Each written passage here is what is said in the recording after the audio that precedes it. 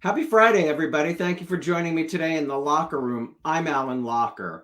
New York Times bestselling author Jennifer Armstrong tells the little-known story of four trailblazing women in the early days of television who laid the foundation of the industry we know in her book, When Women Invented Television.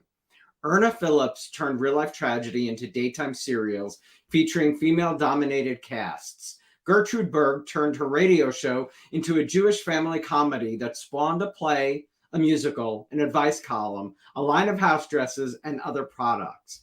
Hazel Scott, already a renowned musician, was the first Black person to host a national evening variety program. And the one and only Betty White became a daytime talk show fan favorite and one of the first women to produce, write, and star in her own show. Together, their stories chronicle a forgotten chapter in the history of television and popular culture. Jennifer has written 7 pop culture history books, including Seinfeldia, When Women Invented Television, Mary and Lou and Rhoda and Ted, and Sex and the City and Us. Her work appears in many publications, including BBC Culture, the New York Times Book Review, Vice, New York Magazine, and Billboard. Please welcome to the Locher Room, Jennifer Armstrong. Jennifer, thank you so much for being here. Sure, thank you for having me. And I'm sorry I didn't say, because I meant to ask you backstage. Your full name, Jennifer, is it Keishin? Keishin, yeah, either. Okay. We'll take anything. My apologies on that. That's totally fine. I meant to do that. Well, Jennifer and I have known each other a long time. I was at On Location Tours, a TV and movie tour company, and she interviewed the owner of the company about our Sex and the City tour back in 2016. And it's, kind of relevant. Here we are in 2021, and just like that returns next month. So we'll get into that a little later on. But, before we dive into When Women Invented Television, I wanted to know what your journey to becoming a writer has been like. Like, where did your desire to write stem from? Well, I mean, I always say it's like, I feel like writing is often this way, like some other, it's many creative pursuits, like there's no answer. It's like always, I wrote plays in my, I wrote plays that I made all my friends do in my garage when I was a kid. So like always, I had a little typewriter, like that was just always the plan. IBM Selectra? Yes, exactly. And, it was just like, it just depended, like the question was really more like how that was going to take shape. And honestly, I don't know if I would have imagined exactly this for myself when I was, just because like who says, oh, I'm going to write pop culture books? It was more like, I'm going to be a novelist. I'm going to be Nora Ephron, like those kinds of ideas originally. But, you just kind of follow where it takes you until you get to where you are and what people really want from you. So this is where I ended up. Well, pop culture, people crave pop culture. What was there a book or an author that had a really big impact on you growing up? I mean, there were several, but like one of the big things was that at a relatively young age, given this, I got really into Tom Wolfe. So like, The Right Stuff, Electric Folic Acid Test, all of those things. And the reason he was such a big deal to me was just that it was the first time I realized that you could write nonfiction in a way that was super exciting and like reading a novel. And I know, several others especially of that time of his generation did that, Gay Talese, some others, but he was part of that new journalism movement. And that was a huge like spark and kind of turning point for me, because the books that I write are in that style. They just happen to be about pop culture, which is my, area of expertise. But it was really exciting to me to learn that I could write these exciting kinds of things and use all of my writing skills, but use them to impart actual true information and combine journalism and that. And combine your love of pop culture. Right. And in that case, then eventually use that. Yeah. Well, describe your love of pop culture and television. What's the first show you remember falling in love with? I'm sure that this is skewed by like events, and you'll understand what I mean by that. I'm sure that my memory is skewed slightly by things that have happened in my career more recently than that. But one of the first is definitely the Mary Tyler Moore Show. And I mean, I was a little teeny tiny kid. And I believe I was watching reruns because the show started before I was born. But you don't, when you're a kid, you're not like, this must be a syndicated movie. Right. Yeah. So I didn't realize what was happening, but I was obsessed with Mary and Rhoda from the Mary Tyler Moore Show. And I mean, I have a picture of myself. I now have proof because we dug it up. I was probably like 3, and I dressed myself like Rhoda. Like I put a headscarf on and like my mom's nightgown is like a flowy long dress. And I was like, I'm Rhoda. And then I would play Mary, and I'd get my dad's like stuff out of his briefcase, his office supplies, and I'd put them on the desk, and I'd be like, I'm Mary. And I mean, I was little tiny. So I have no idea what I was responding to in that show. I think it's very strange in retrospect, but I think it was the women. I think it was something about seeing these young, glamorous women living a life that looked really appealing to me. And it was like, oh, I understood on some level, even at 3 years old, like, oh, they're different from all the moms that I see on TV, right? Who are cool, Carol Brady, but like, there was something in that really, and I think it's so fascinating because I realized much later on, right, when I was, thinking about writing the book about the Mary Tyler Moore Show, that I had basically patterned my entire life after Mary, after that character. Cause I, was living in, New York City instead of Minneapolis, but, living in an apartment by myself with fold out bed, working as a journalist, having recently left a huge relationship to be on my own in the city. Like, it was just the weirdest. And I was like, wow, I hadn't realized how much that had an influence on me. But that is my memory of like the first show that I was so obsessed with that I was like playing Mary and Rhoda. Yeah. I mean, I loved Mary and Rhoda, but I think, you made me think about like, I love Lucy and the Brady Bunch, and I wonder what I thought while I was watching those. I mean, I assumed they were new. I don't know. I mean, I definitely know at some point there were repeats of things, but I wonder. We must have known like Lucy. I think I knew at some point. Anyway. Black and White, maybe. Black and White. Did. Yeah, that was Black and White. Fever, all of that stuff that we watched. Like, I think I guess, I don't even know about like the Brady Bunch and stuff at that time, that was closer in time. Then it's not like I would have looked at what they were wearing and said, "Oh, this is old." No, so not at all. Not for me. No. Yeah, definitely not.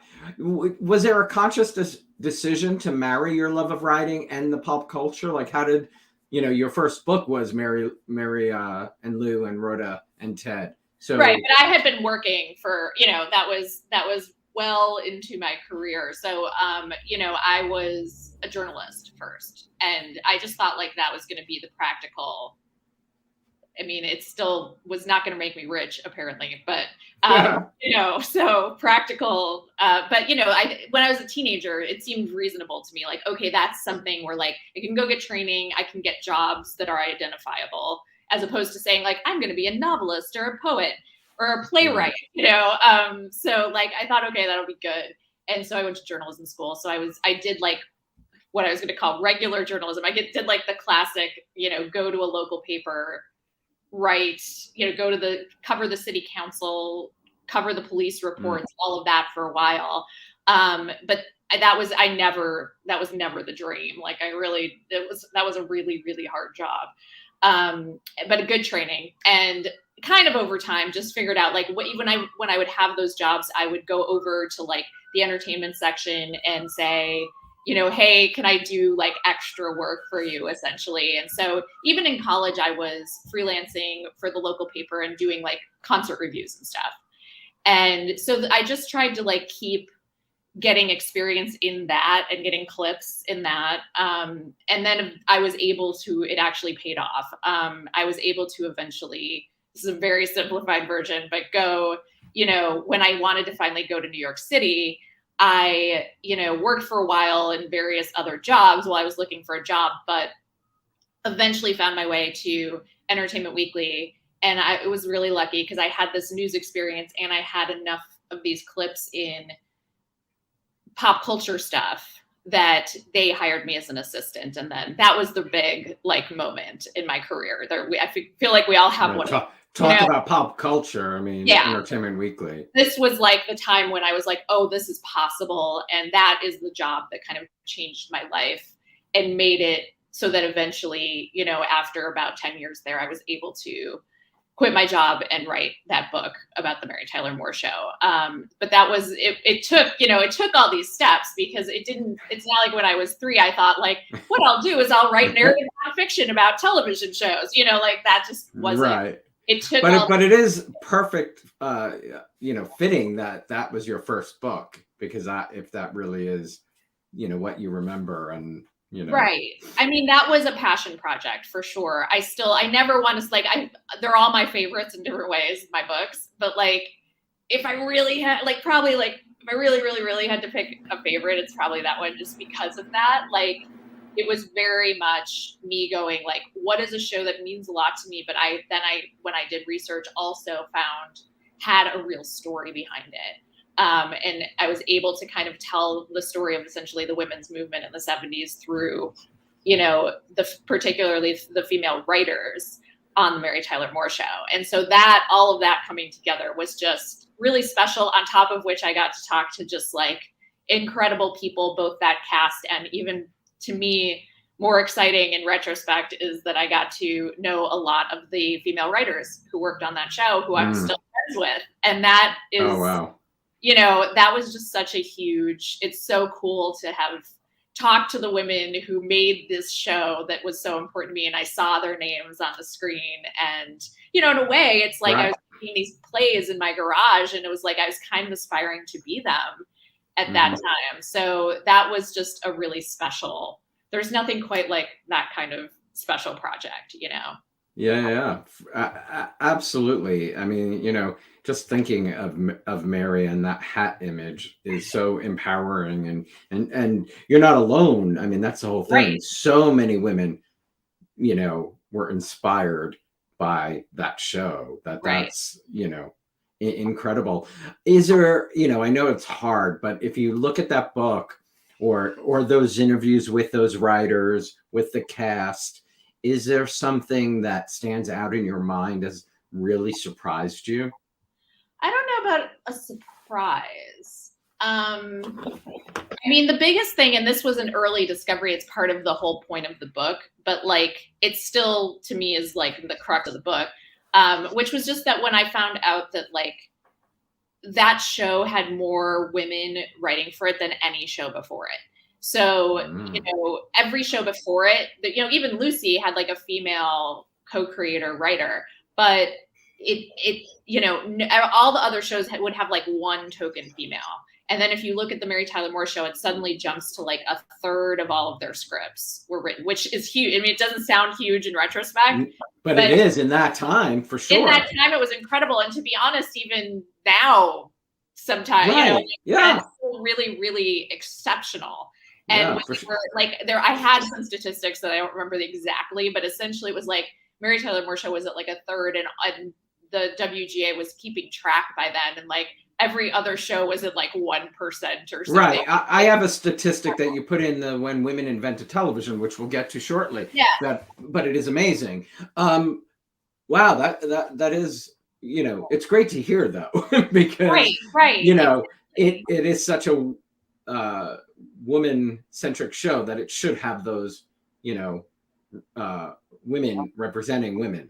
Right, exactly. I mean, that's what I mean by like, in retrospect, you're like, well, one would hope they'd have at least a third of their scripts. But the thing is, at that time, they didn't think that way. But the guys who made the Mary Tyler Moore Show, I give them a lot of credit for this. And that was what I was really trying to say with this book, was just that what it turned out to be is that they were so, James L. Brooks and Alan Burns were so into like having a realistic depiction of a single woman over 30 professional woman in the 70s, that they said like, well, we don't know what it's like to be a single professional woman in the 70s. So they went and got some, and they really like went out of their way. I mean, they hired their secretary who was punching up their jokes while she was typing their scripts. They were like, you're funny, you should be doing this. And they mentored a ton of women who didn't have a ton of experience, but they were like, we want to use your life experience in these scripts. So come pitch us and we'll teach you how to write for TV. And if you think about the ripple effect that has, because those women then go on to have their own shows, to write on other shows, to mentor other women, to one of them helped found Comedy Central, you know, like Oh, this wow. has this huge effect that kind of goes out and can't really even be quantified. And, to me, and also just now we think of, oh, that's allyship.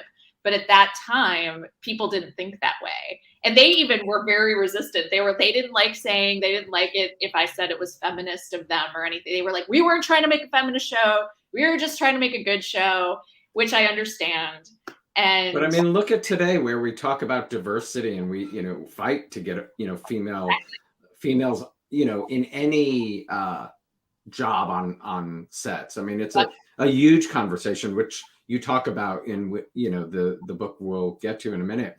Did the success of Mary and that one, the Mary Tyler Moore book, lead to your decision to do Seinfeldia and the Sex and the City books? yeah, basically. I mean, that one's a real I always say it's sort of, it's not unlike being a pop star or something. Once you do something, people they want you to keep doing it. So it's like, say a different name of a popular television show.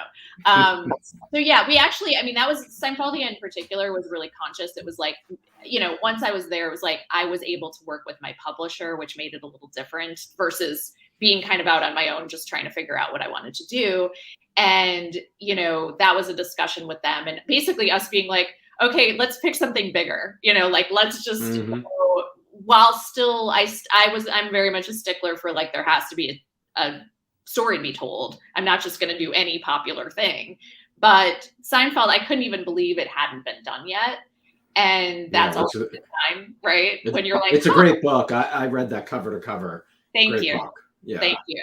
I mean, it's a great show and, just to talk about, sort of like you do when women invented television, about getting these things made. And that show, to think, almost didn't make it.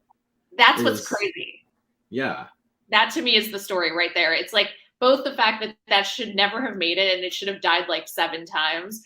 And also how it actually still grew after. It was huge when it was on. But even after it was over, Jerry himself said, real story of this show is syndication. And that was my I was like, how can I tell the story of syndication in a way that is interesting? And to me, that's about the way that the fandom kind of grew over time. And people would tell me I can't go to sleep without watching Seinfeld on TBS at night. And the way it's still, people are still excited to see it on Netflix. Correct. And I was just going to get to that because my husband and I have gone back to it and he was shocked because we'll put it on and fall asleep. And then he was like, how are we on season 2? And I said, you forget there were barely any episodes in the first 2 seasons because it was, not going to be picked up. Right. There was the first season is 1 episode technically, and the second season is 4 episodes. So, it took a while. Yeah, so it was very funny. Well, great. Well, let's dive into when women invented television. I think you know this, but I did grow up watching As the World Turns and Guiding Light, knowing about the legendary Erna Phillips. And then I spent almost 13 years working on both shows. So I love that you included Erna in this story. What inspired you to write about these 4 women?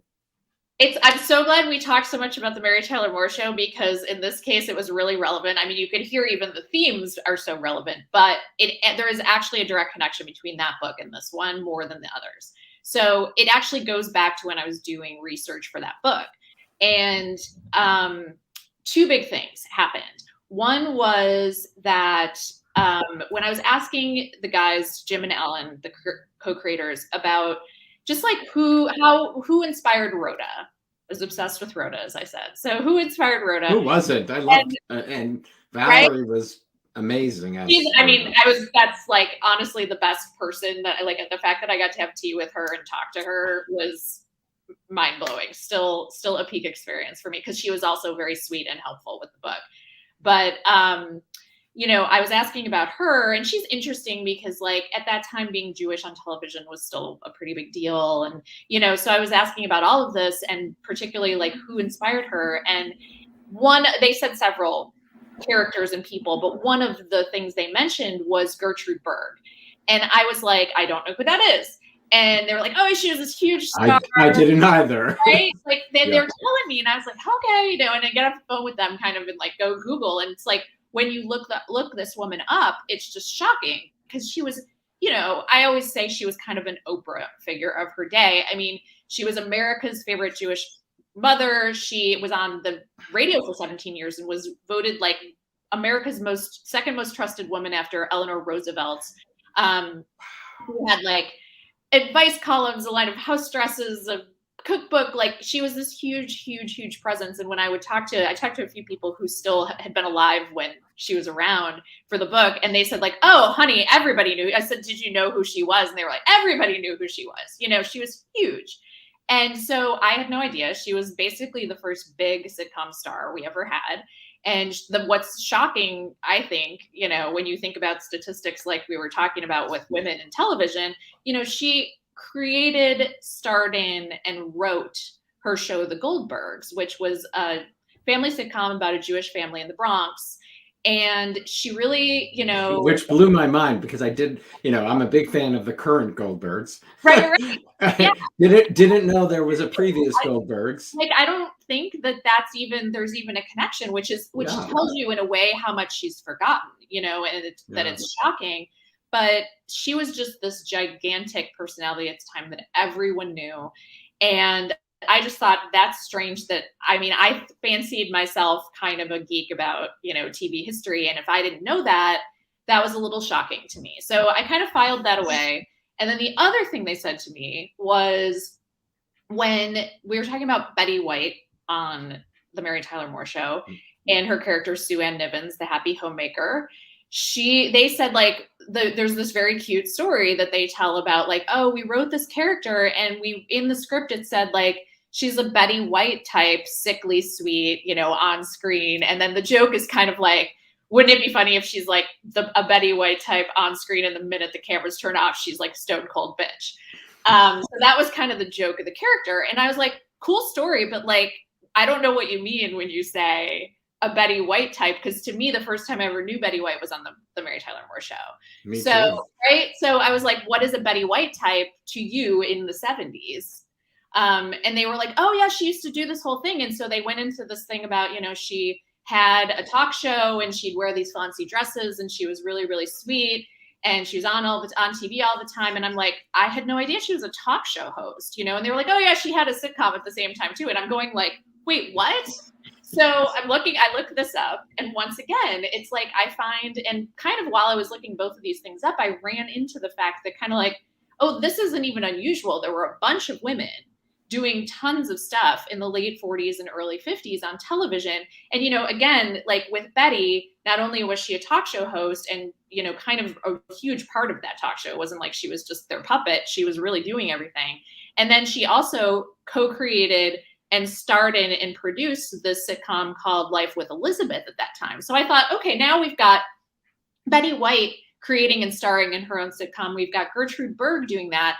I used to think Lucille Ball was an outlier, that she was like this exception, that she's incredible, of course, but I thought she was the originator in some respect, like to me. Right. Yeah. And that, like, oh, it's like, isn't it incredible that this woman did this thing, which it is, but it's not as incredible as you think, because actually it turned out a ton of women were doing lots of stuff in this time that turns out to be like this very strange time of experimentation and not a lot of profitability in television yet. And that's the key, is that they were kind of, you know, anything went, because the big money was not in television yet. And that's the key to why so many women were doing these things. But I thought like, well, there's tons of stories here that we don't know. And it's kind of crazy. It really, really is. And in the book, this is one of the facts. You said that the creative teams behind the handful of scripted serialized primetime shows between 1949 and 50 was about 25% women. And that's about where we are today, which is crazy. Yeah, it's really, really crazy. That was my own, it's non-scientific because it's like very hard. I mean, a huge challenge with this book, but also kind of fun is like the record keeping from that time is not perfect. So I just made lists and ran the numbers. But the other thing was, it was very contained. You know, it was prime time, 4 channels, this many shows, and that's it. You know, that was much easier to keep track of than today. Right, exactly. So I was able to really make pretty good lists and figure it out from there. I mean, Erna, well, I'm sure we'll get to this, but it's like, they barely even knew what to do in daytime at the beginning. Yeah. So it was like, sometimes like at first they didn't have stuff even in daytime because they were like, 24 hours. Well, that's what was fascinating about Betty White. She like had a 5-hour block of time in daytime, right? Yeah, isn't that crazy? Like, that's my favorite fact of all of this is just, I mean, there's so much insanity in early television, but Fill Betty 5 hours with one, right? it was her and the other. With no script. Nothing. Wow. They're just like, go ahead, do your, and they delivered all the commercials. And they did this 6 days a week, by the way, because they were like, well, we don't want to figure out Saturday either. So right, they did 5 first, and then they added, right, the 6. Yeah. It was just because it was doing well. The people were receiving it well. So like, it was just like anytime you turned on your television in Los Angeles during the day, there was Betty White talking to you. I mean, it's kind of crazy. It really is. And tell us a little about Hazel before we get into Erna. Yeah, Hazel, she's another one that just, like, I just can't believe, I always say she was the Beyonce of her time. She was, which is a big deal when you big deal. Yeah. She was a jazz musician, and her big thing, like the thing she was famous for, she was swinging the classics. So she would, start out playing Bach, and then like as she goes along, it gets like jazzier and jazzier and super cool. So you can imagine that people loved this, right? And she also has a beautiful singing voice. She was a prodigy. She started playing when she was, still a teenager, was already studying at Juilliard. And, this is a young Black girl at the time in Harlem. And stunning and so fun to watch play, so glamorous, and had come up kind of through the club circuit in New York City and became a huge star. She was touring nationally, all of that stuff, had her own radio show for a while herself, which was just like playing music, but still was very, very famous, and married Adam Clayton Powell Jr., who was a gigantic force as well. He was a congressman from Harlem. He was a preacher, super handsome, super charismatic. They kind of teamed up, both, they got married, but they also were sort of a political team, and would often they were sort of famous for doing almost, I don't want to say stunts because that makes it sound bad, but like they would plan stuff, so they'd have like, she would go to say, I'd like to play at the Daughters of the American Revolution facility in DC, and they knew she would be turned down because she was Black. And then they could sort of like they could make headlines with that. Or she would not play segregated venues in the South. And if she walked in and saw it was segregated, she'd walk back out, so she was just this huge force politically and culturally. And she got her own talk show, variety show, really, and was a huge success with it very quickly. Like, it started just in New York City 1 day a week and expanded to 3 days a week. She was so popular, and then expanded to national. So she is the first Black person to have a national primetime show of her own, period. And this is often even a misquoted statistic because she's been so, people think it's Nat King Cole, people think it's other people, but it was Hazel first, and she was hugely successful. But what happened was, after only a year on the air, she was blacklisted and went before HUAC, the committee, to actually try to clear her name. And it did not go well because she was very outspoken and was going to tell them what she thought. So she did. And she lost her show, lost her sponsors, and was kind of very quickly banned from television. And she really, I always think, just like, she's such a prime example of what I was trying to show with this book, which is that this incredibly promising TV career in particular cut short, that could have had this enormous effect if she had stayed on the air and been the Nat King, been in that Nat Cole position, which he had trouble too. He had plenty of trouble with racism, but he's the one that's sort of known for this. And the fact that she could have been on people's, TVs across the land as they really became popular, she could have made a much bigger difference. And that is a shame. I didn't realize this whole blacklist thing until I interviewed Lee Grant. I really had no Oh, idea. yeah. Crazy how It's many people really, it hit how huge. many people were on that list. Yeah, it had I mean, just that one was like 151 people, and that's just the 1951.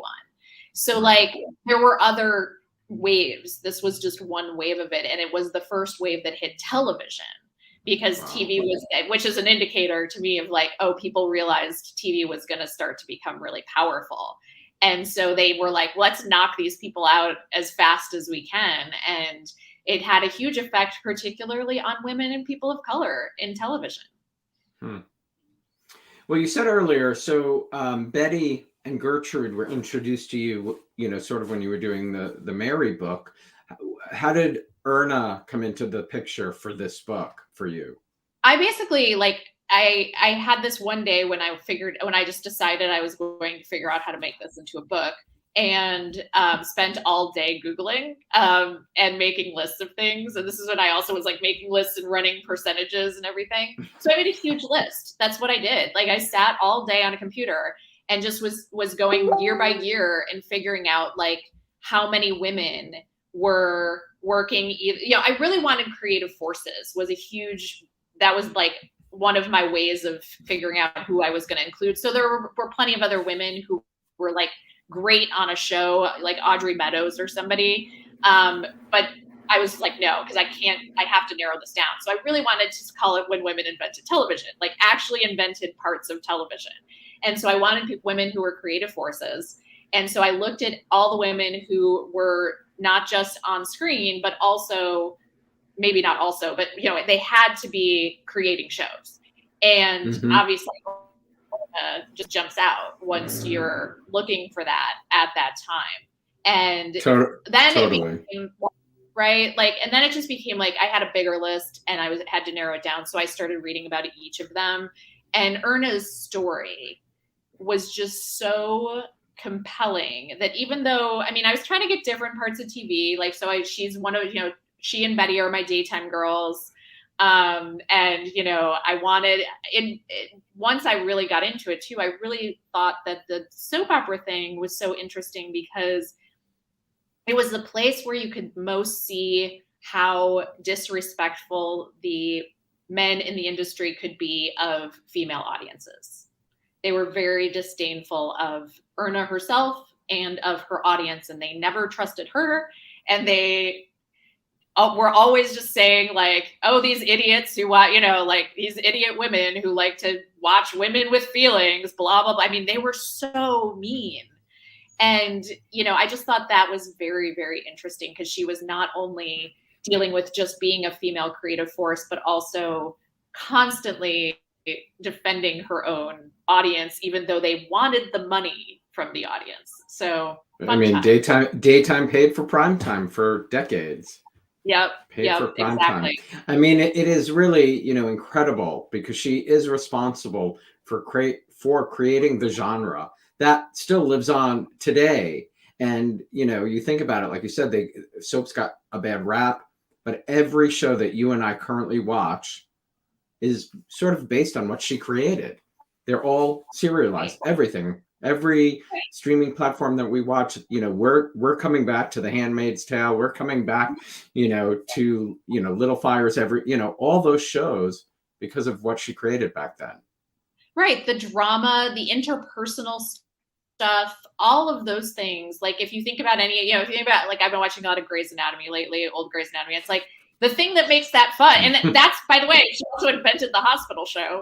On top of which, the stuff that makes all of that interesting is like the personal stuff. And that was what she had the sense to, that was her targeting women, when they said make something that women will like. She thought, I mean, she's family in particular, but basically it was like interpersonal relationships. And it was, as you know, like a huge success on radio first. And even so, people still kept second guessing her as she brought it to television. Crazy. Really is. You talk about in the book that you, I think, went into her archives. What's that? Right? Is that how you what are Erna's archives like? They're so great. I loved doing this archival research so much. This was the first book I did where 3 of the 4 subjects were long dead. And so obviously I'm not going to be interviewing them the way that I interviewed, everyone who had worked on Seinfeld or whatever. Yeah. And so this was new for me. And I had done some archival research for all of those books for different reasons, but not like that being the main thing. And Erna's are incredible. So they're in Wisconsin. And she at the University of Wisconsin in Madison. And she had really, really good archives. So I was also able, interestingly enough, to kind of compare and contrast because I had Gertrude's archive as well at Syracuse. And I had Hazel's like personal archive. Her son had all her stuff. It wasn't organized, but I kind of just picked through it. But it was really interesting, especially Gertrude versus Erna, because they were organized, intentional things. And Erna's was very, very like honest is the best way I can explain it. Like she had, for instance, the biggest thing was she has an entire unpublished memoir in there. She wrote her own memoir. And that's where that's where a lot of the scholarship on her comes from. But that's like having a 300-page interview with somebody, right? Like that's the best it could get. And she was so honest. That book would make so much money today still. I know. And the thing is, like, her life was very dramatic. And apparently, they tried to get it published. And it didn't work out. I'm not sure how much she tried, but her daughter definitely tried. There's records in there of her trying. And it didn't work. So it was a gift to me. So I was able to really know, like, all the parts where I'm in kind of her brain. That's not me just guessing. I would not do that. That's her stuff. That's her being really, really honest, especially about being, she was a single mother who adopted 2 children on her own, which was one of the big things that when I first learned it, I thought like, well, she has to be in this book. That's extraordinary. And at that time too, right? That's where you have to go back. A single woman raising 2 children on her own to adopt them is choosing, like, right? She chose to, you know what I mean? Like she did not have a partner.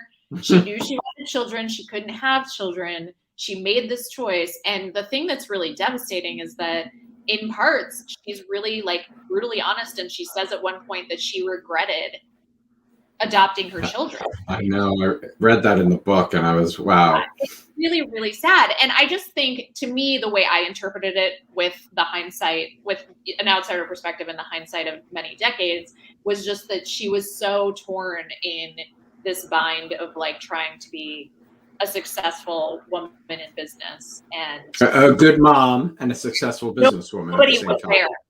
Nobody wanted to, you know what I mean? Like we still have a lot of work to do on this front, but there really was no support, and there was active people back then. Women were home. That's that's the misogynistic look is that they were supposed to be home making dinner.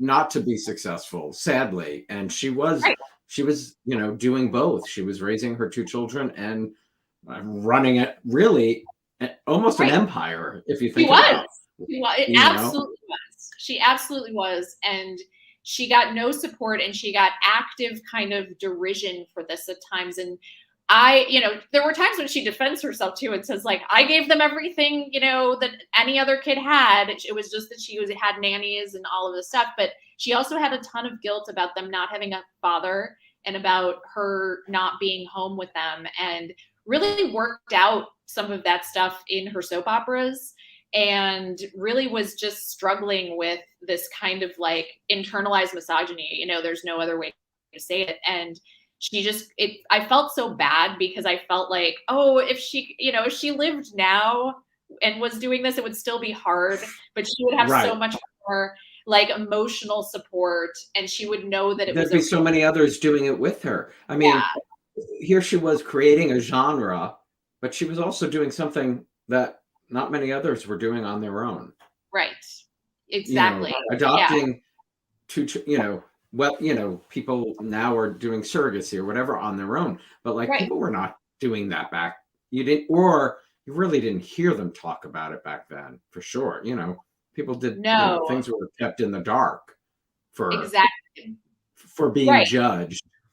Right. Exactly. And the funny thing was, I mean, I found some stuff that just looking at other people doing interviews, for instance, was one of the things. I saw some other interviews from, not totally contemporaneous, but like from decades ago, but they were talking about her.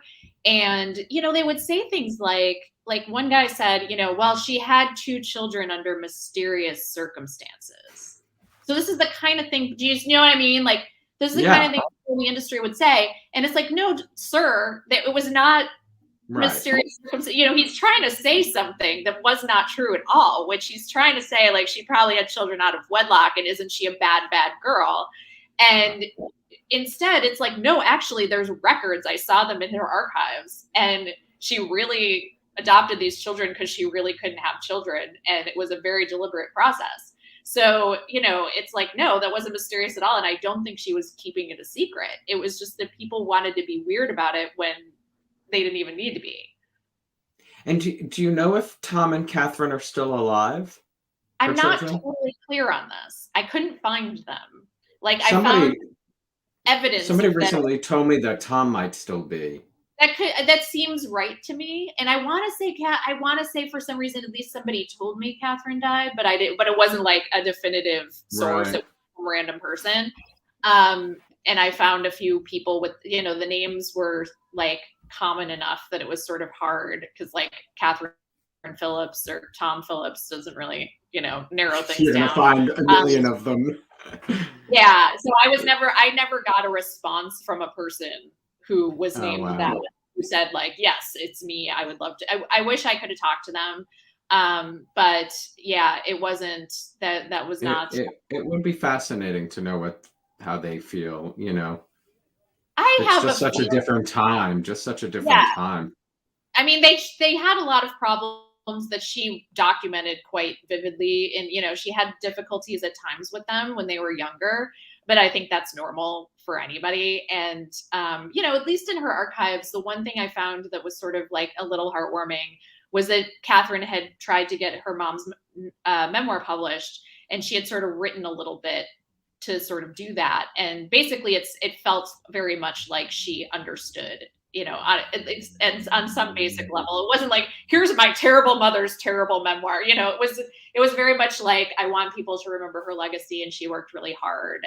And so I felt at least a little bit of, and just in that effort itself, that there had to have been some real love, and that she didn't feel neglected or anything like that. Is anyone allowed to look through those archives?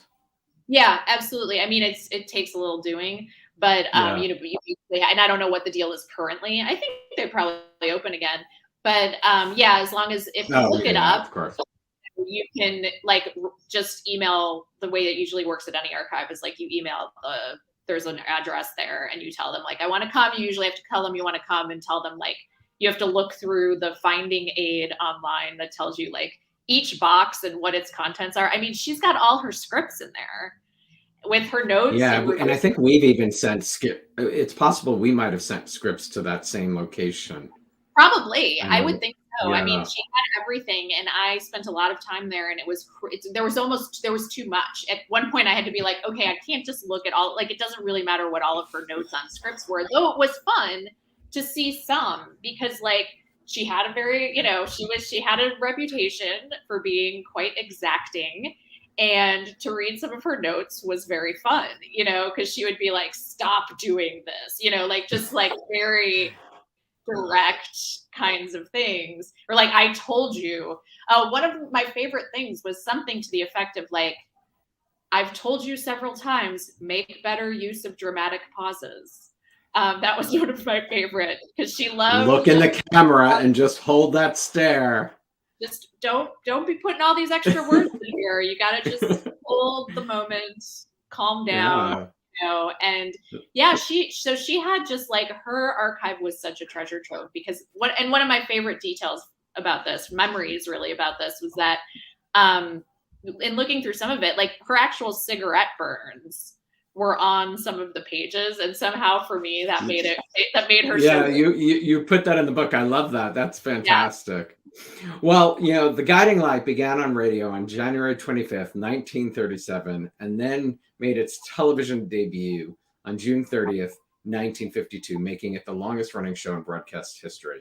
I don't think I realized that the series drew on her experience, though, early in life when she had given birth to a stillborn daughter.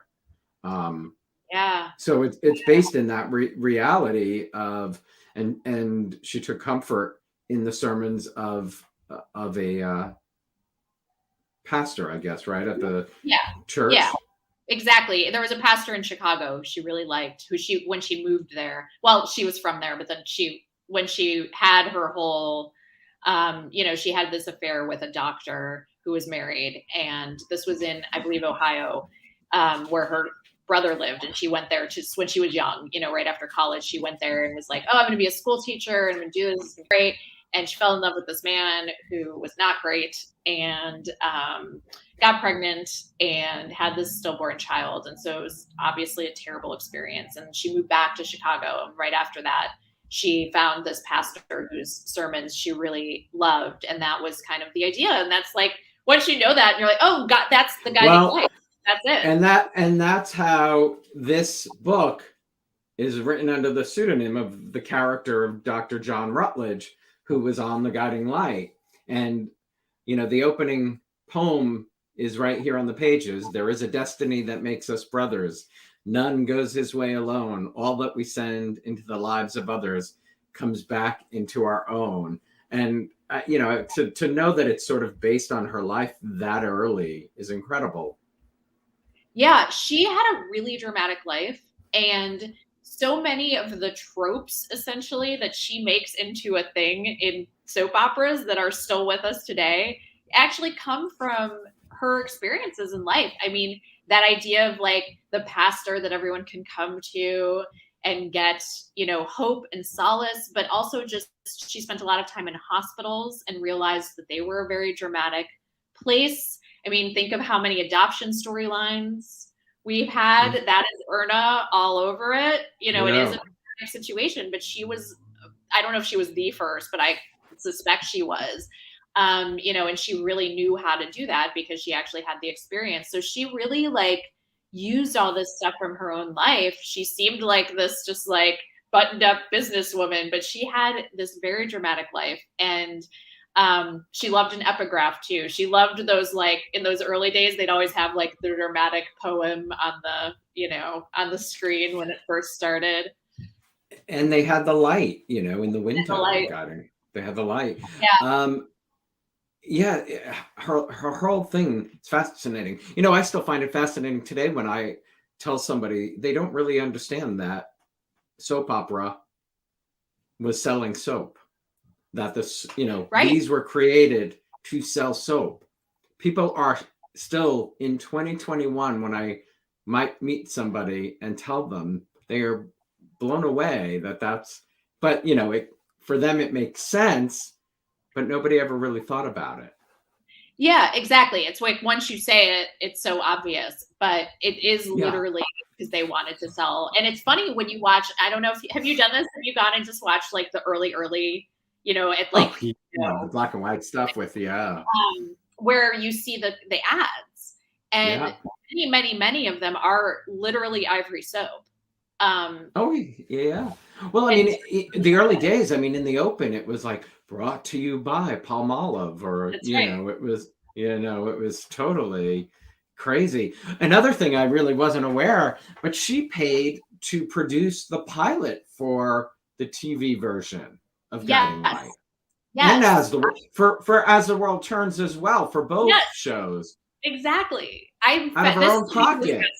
I could not get over this. And it's just this another one where you're paging through the archives and then you're like, wait, what? But yeah, this was just shocking to me. And it's to me, this was a big deal in the book, just because this is the kind of thing I was trying to show, right? Is that this woman had made so much money in radio already. She had been so successful. And she's telling these guys, here's how we need to make a soap opera for television. And they're still going no, I don't think you know. I don't think this is going to work the way you think. And so she still had to keep proving herself. So she takes this show that's been a huge success. I mean, it has had its ups and downs on radio, but like, Right. Yeah. success, and it was in another successful phase, right? This was like the time of like Mita and the big murder trial. There was a big murder trial going on. It was a big deal, and I read a lot of those scripts while I was sitting there in the and she still had to prove that it was going to work by financing her own pilot. And then she says to them, I have this crazy idea. After she was successful with that, she's like, I'm call me crazy, but I think we can do a half hour instead of 15 minutes. And they again were like, no, it's not going to work. And then she financed the half hour pilot for As the World Turns. And before she even got it on they said yes, but then before it even started, a bunch of other shows were doing half hours. So like, it was just this consistent pattern in her life that she kept having to prove herself over and over. And we recognize that now from a 2021 perspective as a classic symptom of sexism. But like, I don't know if she was even, I think she was so in it. I'm not sure she realized necessarily, like, I never saw her write down like, and this is because I'm a woman, it was just like, guys are idiots, all these idiots. Sandra Rhimes doesn't have to continually prove herself today. Exactly. It's so crazy. It's like this woman was making, one of my favorite statistics that I never forget is that she was making $250,000 a year in the 1940s in 1940s money. So that's like that's like a lot of money. That'd be a lot of money now. But she was so successful. Correct. Like she was making $250,000 a year in the 40s in radio. So like, and the New Yorker did a huge piece on her. Like she was a really big deal. And for them to be like, could you just, maybe just make your own pilot? Like it's so crazy. And she helped, talk about how she helped mentor two other daytime legends, Agnes Nixon and William Bell. Yes. Who went on to create. All kinds of like Days of Our Lives, all the big ones. She was, Agnes was like in this really early with her. There's a great story about Agnes coming to interview with Erna when she just got out of college at Northwestern, and she kind of wanted to be an actress, but she also had a script. I'm not sure how that all worked, but her father got her the interview. Agnes's father like ran into Erna at the dentist, I want to say, and got her this interview, and kind of didn't think anything would come of it. And Erna hired Agnes after reading her script. She was like, she wasn't a very good actress, but she loved the script. And they kind of were together, they came back together often, even when they would split apart for certain projects, they would often come back together. And especially once they were in television, she would often even like, she got rid of some guys and hired Agnes instead. And she was like, Agnes is 3 times the writer they are. That's enough of that. And I love the story of Bill Bell. He was working in Chicago at like, I think he was maybe working in even sports, but it was definitely like in broadcasting in general as kind of just like a, intern or something. And he heard that Erna Phillips worked nearby and he couldn't believe it because he knew who she was. Yeah. And he just thought like, I thought she'd be a New Yorker in Los Angeles. I didn't know she was here, which, she stayed in Chicago. It was a huge deal. She really kept things alive in Chicago. But he went and got an interview with her and didn't get hired for a while, but was just so sort of like, wowed by her when he went to go see her that first time. And she kind of tested him out and had him write a script. And she was like, well, I don't have any positions right now, but when something comes up, I will hire you. And she did, she was exacting, but she kept her promises. And when she thought someone was good, she really helped them out. And to think his 2 shows are still on the air today. Right. There was, if you think about that effect of like, there's a point at which it's like in the 60s and 70s and 80s and even beyond, it's like, if you think about both the shows that she had created and then shows that the people she mentored had created, it was almost all of the daytime shows. It was just like, it's a ripple effect of Erna Phillips. Yeah, I mean, and like, I mean, she did invent the genre, so that's the way it is. But Yeah, it's it should be. It should be correct. Yeah. right. I mean, but it's like it is really like shocking when you realize this is something I talk about a lot because people maybe, especially when people don't watch daytime soaps, you know, maybe don't understand how what a big effect they had. But like so many things we still think of today, right? I mean, we still know about the organ cues. You know, we still know that that is a classic sign of the daytime soap, and that was hers. But so are the dramatic pie. I always think of like the Californians on Saturday Night Live when Yeah, they I would love that. I love that you marry that. But the cliffhanger was the her. cliffhanger, which is like all. I mean, the like you said to me, the bigger thing is yes, daytime soaps, but more so so much of prime time now. Like the reason you keep hitting Yeah. play on Netflix is because of that cliffhanger idea. And, you know, like I said, you know, she also, I was sort of shocked by this, but in my research, it seemed like she certainly helped to invent, or maybe did invent, the lawyer and doctor show as well. You know, she figured out to put in, like at some point, which is a funny thing to think about because it's so obvious in retrospect, but at some point she went like, you know, families are cool, but what if we had something in a hospital where there's constant, it makes sense that there's so much drama because it's a hospital, you know, like, or with lawyers, say she loved lawyers. She was in court a lot too. So she had she was always going to court for something. And so It she was makes sense then, you know, that we, yeah. I mean, it's incredible. And you know, we talked about, but April 2nd, 1956, you know, she paid for the, you know, pilot of As the World Turns. It premiered, and then it was the #1 show for the next 20 years. You know, mind blowing. And I didn't realize the character of Amanda Holmes was modeled after her daughter, Catherine. Yes. Yeah. That was a big, you know, that was when she really got into doing the adoption storylines, and her daughter said some horrible thing to her. I can't remember the exact thing, but it was something, it was like, if I ever, I mean, I guess it wasn't to her, like about her, but she said like, if I ever find my birth mother, I'll kill her or something like that. And that was like, Erna, she was like, interesting. Wait a minute. But she put it into the show, and the fans Yeah. reacted hugely. Can you? I was shocked at this too. Tell them what she did next. Yes, this was one of my favorites too. Very Erna.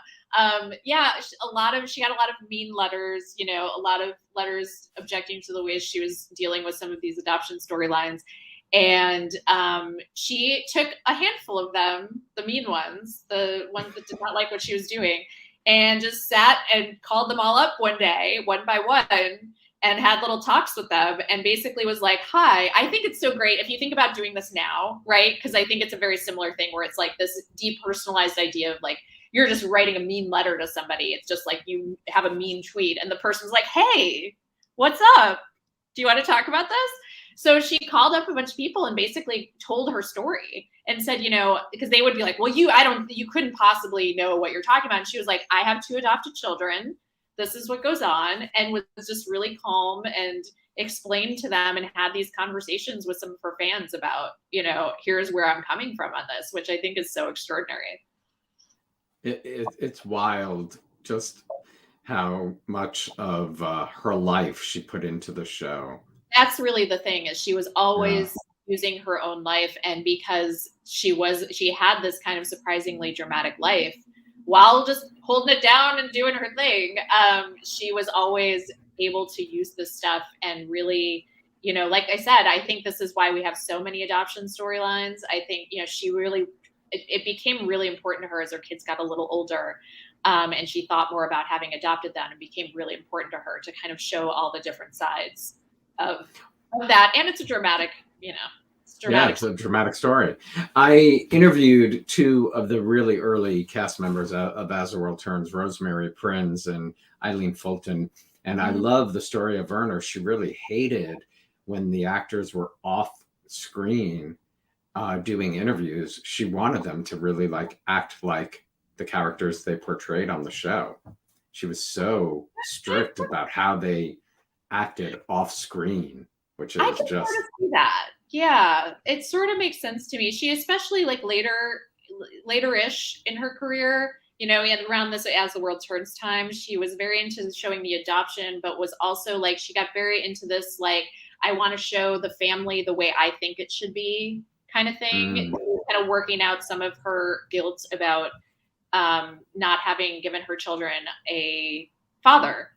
And she got on this real kick about like families should have a strong father. That's what I had.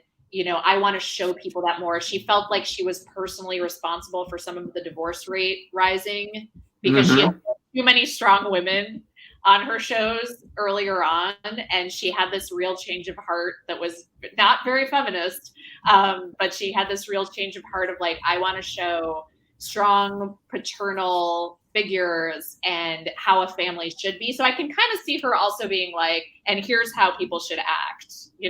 I can see her having very strong opinions how actors should be, acting on their own time. Yeah. She's really, I mean, it would have been an amazing thing to meet Erna, especially growing up watching them and then working there. I want to talk about Sex and the City before we go. And Just Like That premieres on December 9th. What are your thoughts? What do you think? I mean, what I mostly think is that it's very brave to do a reboot at all for anyone, right? And it's just like, and the only shows that get reboots are the ones that we care the most about, right? So we've seen this happen time and again, and some of them have been great and some of them have been terrible, but you always risk kind of like, ruining that precious memory of them. And I think it's particularly interesting to bring back this show because in a sense, it changed so much that it made itself irrelevant. That's the best way I can say it. Do you know what I mean? It's like, the reason it looks dated to us now is because it changed so much about how women were portrayed. So I think it's obvious that, and they know this too, that it has to change with the times if it's going to come back. We're in a very, very, very specific time, both in terms of women, I would say women, sex and gender is things have changed tremendously since the show was on. Women in power, women in... Yeah, everything. And on top of which, we know they struggled with race, and, that's a huge issue now too. So I think it's just a very interesting, project to take on, to say like, we're going to figure out how to bring this thing into 2021. That's not to say, I mean, they're really smart people too. So I think that they know exactly what they're doing. Their staff is tremendous. And, I think it's going to be so fascinating. That's what I think. But I also think that of all the shows in the world, this is a show that everybody is going to be coming for.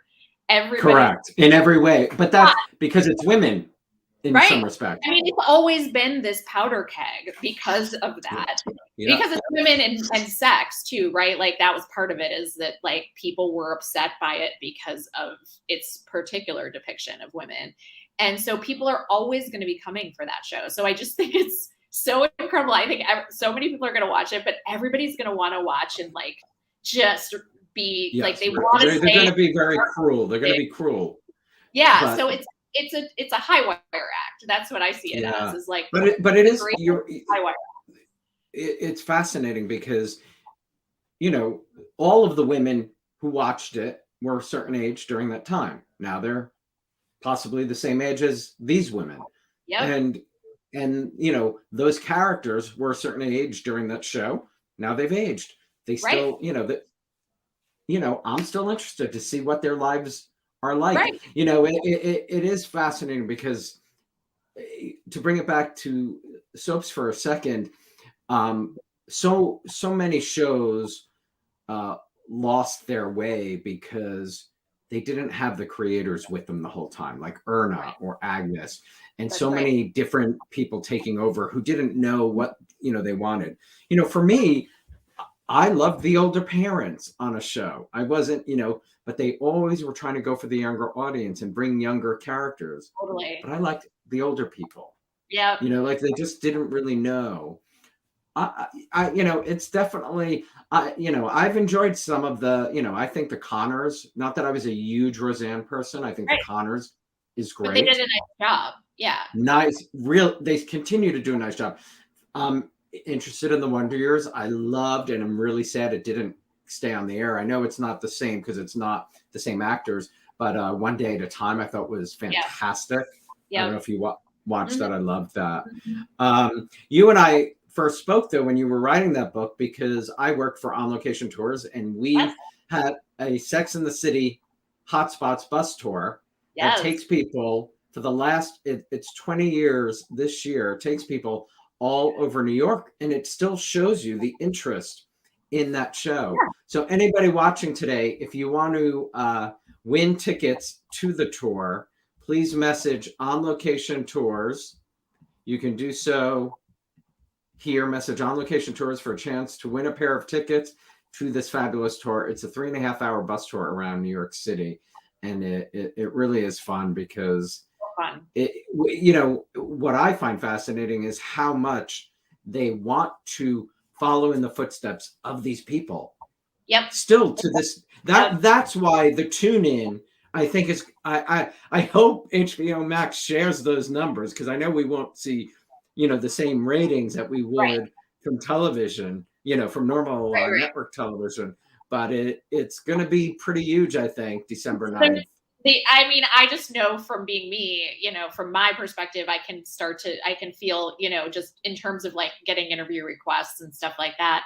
The interest is absolutely sky high. That's why I just think I think people, like I said, it's got to be really good. That's the only thing. It's got to be really good, because people are going to want. But they really, besides, Kim Cattrall, they do have everybody. Sadly, we lost, the talented Willie Garson, but no, that was sad. That was really tragic.